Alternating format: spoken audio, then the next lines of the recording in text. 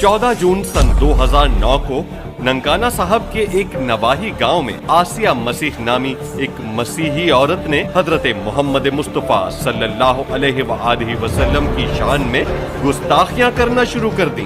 19 جون سن 2009 کو FIR درج کرانے میں کامیاب ہوئے۔